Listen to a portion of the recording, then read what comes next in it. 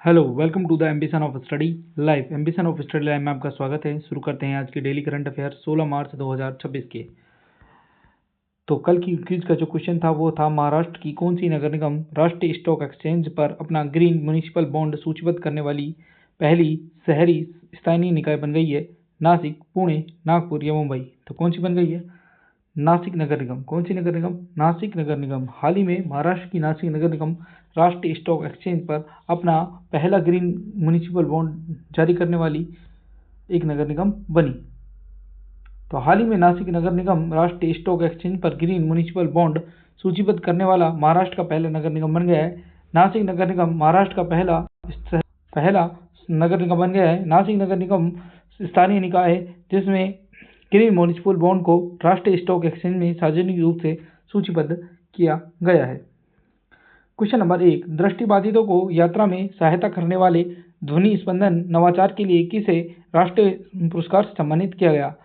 RSRTC यानी कि राजस्थान राज्य पथ परिवहन निगम, उत्तर प्रदेश राज्य पथ परिवहन निगम यूपी, एसआरटीसी केरल राज्य पथ परिवहन निगम या कर्नाटक राज्य पथ परिवहन निगम? तो किसको? कर्नाटक राज्य पथ परिवहन निगम को हाल ही में ध्वनि स्पंदन नवाचार के लिए राष्ट्रीय पुरस्कार से नवाजा गया। तो हाल ही में कर्नाटक राज्य सड़क परिवहन निगम केएसआरटीसी को ध्वनि स्पंदन नामक सुगम्यता पहल के लिए गवर्नेंस नाउ के 12वें सार्वजनिक परिवहन उपकरण राष्ट्रीय पुरस्कार में नवाचार में उत्कृष्टता श्रेणी में सम्मानित किया गया। यह पुरस्कार दृष्टिबाधित यात्रियों के लिए सार्वजनिक परिवहन की सुगम्यता में सुधार के लिए निगम के प्रयासों को मान्यता देता है। ये समाचार नई दिल्ली में आयोजित गवर्नेंस नाउ पुरस्कार समारोह में प्रदान किया जाएगा। Question number 2, international rail coach expo 2026 का आयोजन किस स्थान पर किया गया? नई दिल्ली, चेन्नई, लखनऊ या मुंबई? तो किस स्थान पर किया गया? चेन्नई में किया गया। तो international rail coach expo integral coach factory Chennai के अंदर आयोजित किया गया। तो हाल ही में अंतर्राष्ट्रीय रेल कोच एक्सपो का उद्घाटन 12 मार्च 2026 को इंटीग्रल कोच फैक्ट्री के परिसर में किया गया। इसका उद्घाटन आईसीएफ के महाप्रबंधक यू सुब्बा राव ने किया। 12 से 14 मार्च तक ये आयोजित किया गया। क्वेश्चन नंबर 3, विश्व उपभोक्ता अधिकार दिवस हर साल किस दिन मनाया जाता है? तो 14 मार्च, 15 मार्च, 16 मार्च या 17 मार्च? तो किस दिन मनाया जाता है? 15 मार्च को हर साल विश्व उपभोक्ता अधिकार दिवस यानी कि वर्ल्ड कंज्यूमर राइट्स डे मनाया जाता है। विश्व उपभोक्ता अधिकार दिवस हर साल 15 मार्च को मनाया जाता है। इसका मुख्य उद्देश्य उपभोक्ताओं के अधिकारों, जिम्मेदारियों और बाजार में हो रहे शोषण के प्रति जागरूकता फैलाना है। पहली बार 1963 में मनाया गया था और राष्ट्रपति जॉन एफ कैनेडी के 1962 के राष्ट्रीय संबोधन के बाद मनाया गया। इस साल इसकी थीम सुरक्षित उत्पाद, आश्वस्त उपभोक्ता रखी गई है। इसके साथ ही 14 मार्च को इंटरनेशनल पाई डे यानी कि अंतर्राष्ट्रीय गणित दिवस भी मनाया गया, जिसकी थीम गणित और आशा रखी गई।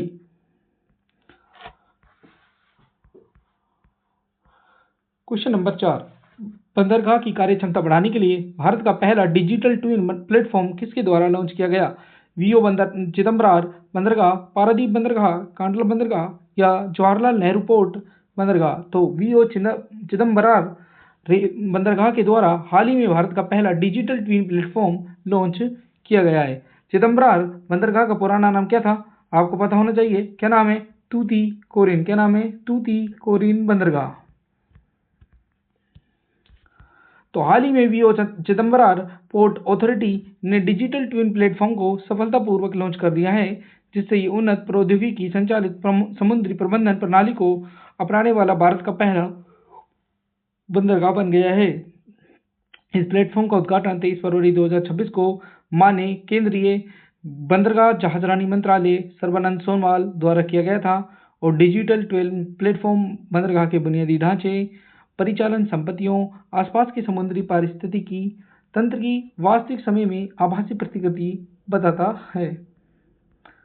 क्वेश्चन नंबर 5, काउसोलेरा होलोवेई तथा असुर बक्सा नामक लाइकेन मोथ की 2 नई प्रजातियों की खोज क्रम से कहाँ हुई है? सिक्किम, पश्चिम बंगाल, उत्तर प्रदेश और असम? तो हाल ही में काउलोसेरा होलोवेई नामक एक लाइकेन मौत की खोज कहाँ पर हुई? सिक्किम में। कहाँ पर हुई? सिक्किम में। जबकि असुर बक्सा नामक लाइकेन मौत की खोज कहाँ हुई? पश्चिम बंगाल। कहाँ पर? पश्चिम बंगाल में। तो हाल ही में लाइकेन मौत की दो नई प्रजातियां काउलोसेरा होलोवई और असुर बक्सा की खोज पूर्वी हिमालय क्षेत्र में की गई। एक की खोज काउलोसेरा होलोवई की खोज की गई सिक्किम में और असुर बक्सा की खोज की गई पश्चिम बंगाल में। वैज्ञानिकों ने असम के बागान में एक ततैये की भी खोज की है, जिसका नाम जो आपको याद रखना है, बागान पारिस्थितिकी तंत्र के अंदर है और इसका नाम है चेलोनस सियानगेंसिस। क्या नाम है? चेलोनस सियानगेंसी।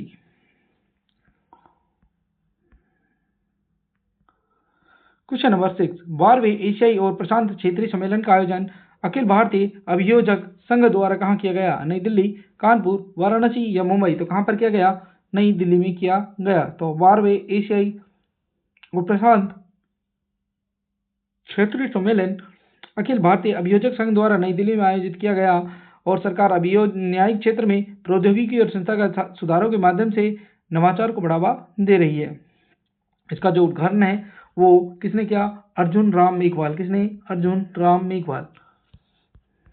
तो क्वेश्चन नंबर 7, दुनिया का पहला autonomous maritime ship building and system centre किस राज्य में स्थापित किया जा रहा है? उड़ीसा, आंध्र प्रदेश, तेलंगाना या केरल? तो कहाँ किया जा रहा है? तो ये किया जा रहा है आंध्र प्रदेश के अंदर किया जा रहा है।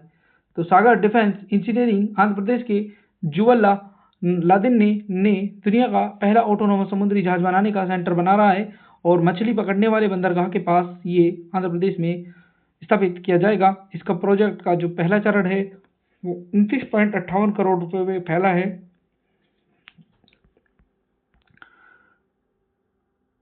क्वेश्चन नंबर 8 क्या है?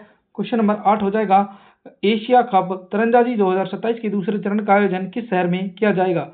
नई दिल्ली, कानपुर, वाराणसी या मुंबई? तो कहाँ पर किया जाएगा? नई दिल्ली में किया जाएगा। इसके पहले चरण का आयोजन कहाँ पर किया गया था? इसके पहले चरण का आयोजन सन 2025 में थाईलैंड बैंकॉक में किया गया। तो हाल ही में एशिया कप तीरंदाजी 2027 के दूसरे चरण का आयोजन नई दिल्ली में किया जाएगा। 22 वर्षों के लंबे अंतराल के बाद भारत को इस अंतर्राष्ट्रीय तीरंदाजी प्रतियोगिता की मेजबानी मिली है, जिसकी घोषणा विश्व तीरंदाजी एशियाई की बैठक में की गई, जो 2027 में प्रस्तावित है। इसका पहला संस्करण बैंकॉक थाईलैंड में 21 से 26 मार्च 2025 तक किया गया था, जिसमें भारतीयों ने 5 स्वर्ण, 2 रजत और 1 कांस्य पदक के साथ कुल 8 पदक जीते। ऋषिनु चौधरी ने पुरुष रिकर्व और बसंती महतो ने महिला व्यक्तिगत में स्वर्ण पदक जीता। क्वेश्चन नंबर 9, हाल ही में किस देश में निष्क्रिय इच्छा मृत्यु को मंजूरी दे दी गई है? भारत, इटली, जापान और स्पेन? तो किसने दे दी गई है? तो भारत देश में निष्क्रिय इच्छा मृत्यु को मंजूरी प्रदान कर दी गई। तो हाल ही में भारत में सर्वोच्च न्यायालय ने एक ऐतिहासिक फैसले के तहत निष्क्रिय इच्छा मृत्यु को कानूनी रूप से मंजूरी दी है, जिसमें हरीश राणा नामक व्यक्ति को राहत दी गई। ये फैसला जिसमें लाइफ सपोर्ट सिस्टम को हटाकर गरिमापूर्ण मृत्यु की अनुमति दी जाती है, भारत में पहली बार इस हद तक लागू किया गया है। दुनिया भर में नीदरलैंड ने सबसे पहले इसे विरोध किया था। इसके अलावा Belgium, Spain, Canada, New Zealand, Australia और इक्वाडोर जैसे शहरों ने इच्छा मृत्यु को अनुमति दे दी। अब भारत में भी इच्छा मृत्यु को अनुमति प्रदान कर दी गई है। क्वेश्चन नंबर 10, तो भारत का दूसरा पूर्ण साक्षर केंद्र शासित प्रदेश कौन सा बन गया है? नई दिल्ली, चंडीगढ़, लद्दाख या लक्षद्वीप? कौन सा बन गया है? हाल ही में चंडीगढ़ यूटी दूसरी पूर्ण साक्षर केंद्र शासित प्रदेश बन गई है। 99.33% के साथ दूसरा केंद्र शासित प्रदेश बना जो पूर्ण रूप से साक्षर केंद्र शासित प्रदेश है। इससे पहले लद्दाख, पहली यूटी कौन सी थी? फर्स्ट यूटी थी लद्दाख, जो पूर्ण रूप से साक्षर है। ठीक है। चंडीगढ़ ने 99.93% साक्षरता दर्ज कर एक शैक्षणिक उपलब्धि हासिल की, जिसके चलते पूर्णतः साक्षर केंद्र शासित प्रदेश के रूप में उसे मान्यता मिली। लद्दाख के बाद भारत का दूसरा केंद्र शासित प्रदेश है। क्वेश्चन नंबर 11, भारत की पहली खुले तौर पर क्वीयर सांसद कौन बन गई है? मेनका गोस्वामी, अजीत लाल, मोनिका या हिमांशु ठाकुर? तो कौन बन गई है? मेनका गुरुस्वामी। तो हाल ही में तृणमूल कांग्रेस ने शुक्रवार 27 फरवरी 2026 को आगामी राज्यसभा चुनावों के लिए अपने उम्मीदवारों की घोषणा की, जिसमें मंत्री बाबुल सुप्रियो, बंगाल के पूर्व डीजीपी राजीव कुमार, वरिष्ठ अधिवक्ता मेनका गुरुस्वामी और अभिनेत्री कोयल मलिक शामिल है। और जो श्रीमती मेनका गोस्वामी है वो भारत के उच्च न्यायालय में वरिष्ठ अधिवक्ता है। देश में मानव अधिकारों की वकालत में अभूतपूर्व योगदान के लिए उन्हें जाना जाता है। LGBTQ है ना, उस समुदाय के लिए लंबे समय तक उन्होंने लड़ाई लड़कर उसको एक वैधता प्रदान कराई धारा 377 के तहत। क्वेश्चन नंबर 12 मार्च 2026 को किस देश का 58वां स्वतंत्रता दिवस मनाया गया? मैक्सिको, मालदीव, मॉरिशस या भूटान? तो किस देश का मनाया गया? मॉरिशस देश का 58वां स्वतंत्रता दिवस 12 मार्च 2026 को मनाया। जबकि INS त्रिकंद, कौन से INS त्रिकंद ने इस स्वतंत्रता दिवस में भाग लिया है। तो भारत की तरफ से एक तरफ मिडिल ईस्ट भीषण तनाव से गुजर रहा है और वहीं भारतीय युद्धपोत INS त्रिकंद मॉरिशस पहुंच गया और 58वें मॉरिशस नेशनल डे सेलिब्रेशन में हिस्सा लेगा। क्वेश्चन नंबर 13 कोरोमंडल तो कोलकाता तारामंडल में MP बिरला मेमोरियल पुरस्कार किसे प्रदान किया गया? पार्थ विश्वास, दीपक गुप्ता, यशवंत गुप्ता या शिवपाल सिंह? तो किसे प्रदान किया गया? यशवंत गुप्ता को MP बिरला मेमोरियल पुरस्कार से सम्मानित किया गया। इसके अलावा ये पार्थ विश्वास कौन है? NCSC के नए सदस्य के रूप में इनको चुना गया है। दीपक गुप्ता गेल के नए CMD बने हैं। तो कोलकाता स्थित MP बिरला तारामंडल एशिया के सबसे बड़े तारामंडलों में से एक है और वो अपने MP बिरला मेमोरियल पुरस्कार की घोषणा कर दी उन्होंने और जिसकी स्थापना 1993 में की गई थी। पिछले प्राप्तकर्ताओं में बात करें तो APJ अब्दुल कलाम, जयंत विष्णु नार्लिकर और K कस्तूरीरंजन शामिल है। राष्ट्रीय रेडियो खगोल भौतिकी केंद्र महाराष्ट्र में स्थित जायंट मीटरवेव रेडियो टेलीस्कोप के द्वारा इसका संचालन किया जाता है। और इस बार जो कोलकाता के MP बिरला तारामंडल में प्रतिष्ठित MP बिरला मेमोरियल पुरस्कार से यशवंत गुप्ता को सम्मानित किया गया। पुणे स्थित Tata institute of fundamental research के राष्ट्रीय रेडियो खगोल भौतिकी केंद्र के निदेशक के रूप में कार्यरत यशवंत गुप्ता को ये सम्मान प्राप्त हुआ है। और इसके अलावा पिछले साल 2019 में इस पुरस्कार को थानु पद्मनाभन को प्रदान किया गया था। तो लगभग 7-8 साल के बाद ये पुरस्कार हमें प्रदान किया गया है यशवंत गुप्ता को। शीत जल मत्स्य पालन पर राष्ट्रीय सम्मेलन कहाँ आयोजित हुआ? जम्मू कश्मीर, आंध्र प्रदेश, तेलंगाना या केरल? तो कहाँ पर हुआ? जम्मू कश्मीर के अंदर। तो हाल ही में भारत सरकार ने मत्स्य विभाग ने जम्मू कश्मीर के श्रीनगर स्थित शेर कश्मीर अंतर्राष्ट्रीय सम्मेलन केंद्र में शीत जल मत्स्य पालन पर राष्ट्रीय सम्मेलन का आयोजन किया। इस सम्मेलन में नीति निर्माताओं, शोधकर्ताओं, उद्योग विशेषज्ञों और हितधारकों ने भारत के शीत जल मत्स्य पालन क्षेत्र के सतत विकास की रणनीतियों पर चर्चा की। इसके अलावा प्रधानमंत्री मत्स्य संपदा योजना के तहत भारत सरकार ने ठंडे पानी वाले राज्यों में मत्स्य पालन अवसंरचना को मजबूत करने के लिए 2299 करोड़ रुपए की निवेश की मंजूरी प्रदान कर दी। क्वेश्चन नंबर 15 भारत नेट ग्रामीण डिजिटल पहल के तहत समृद्धि केंद्र का शुभारंभ कहाँ किया गया? गुना, लखनऊ, देहरादून या जयपुर? तो कहाँ पर किया गया? गुना MP के अंदर समृद्धि केंद्र का शुभारंभ किया गया। तो हाल ही में संचार और उत्तर पूर्वी क्षेत्र विकास मंत्री ज्योतिरादित्य सिंधिया ने दूरसंचार विभाग की समृद्ध ग्रामीण भौतिक डिजिटल क्षेत्र पायलट योजना के तहत मध्य प्रदेश के गुना जिले के उमरी गांव में समृद्धि केंद्र का उद्घाटन किया।